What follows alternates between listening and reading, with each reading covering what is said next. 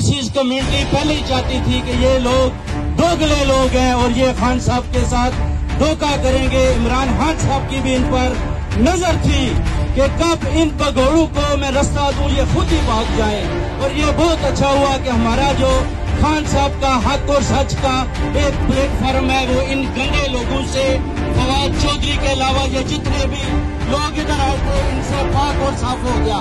इंशाल्लाह overseas community पूरी कौम इमरान खान साहब के साथ खड़ी है।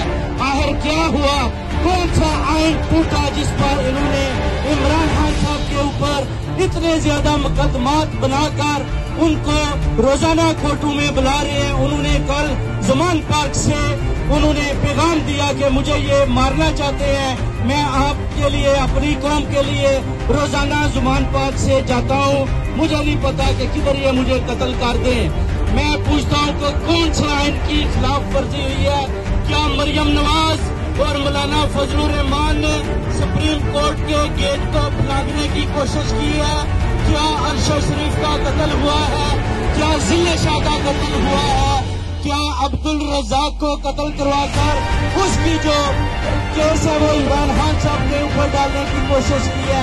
क्या राना सनाउल्लाह ने 14 कत्ल मॉडल टाउन में कत्ल करवाए? ये सब कत्ल हुए। आइन किधर है? कानून किधर है?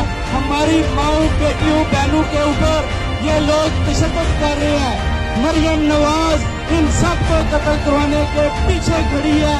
एक कत्ल करवाने के बाद दूसरा करवाती है, दूसरे के बाद तीसरा, तीसरे के बाद चौथा कत्ल और उसके बाद फिर कत्ल। ये कहानी कत्लों पर खत्म कर रहे हैं, मगर हम इमरान खान साहब के साथ खड़े हैं। आइन और कानून का साथ देकर इंशाल्लाह जून के महीने के बाद पूरी उम्मीद है कि इमरान खान साहब दोबारा इंशाल्लाह अपने सारे जितने भी उनके बेवतन वर्कर्स हैं उनके साथ आएंगे और इंशाल्लाह पीटीआई भारी इक़्तिदार के साथ जीतेगी।